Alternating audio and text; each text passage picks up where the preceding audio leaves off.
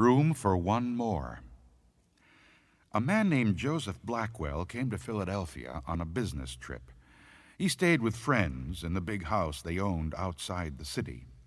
That night they had a good time visiting, but when Blackwell went to bed, he tossed and turned and couldn't sleep.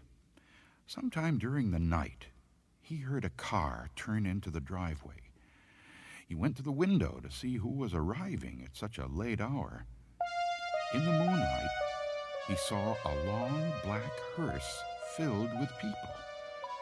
The driver of the hearse looked up at him.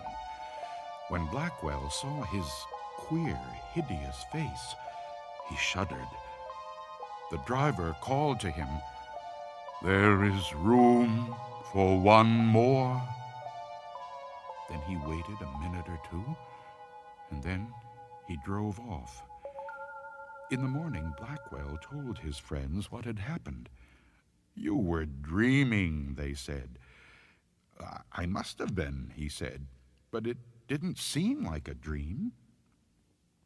After breakfast, he went into Philadelphia. He spent the day high above the city in one of the new office buildings there.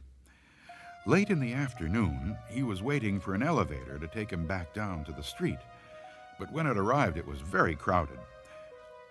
One of the passengers looked out and called to him. "There is room for one more," he said. It was the driver of the hearse. "No thanks," said Blackwell. "I'll get the next one."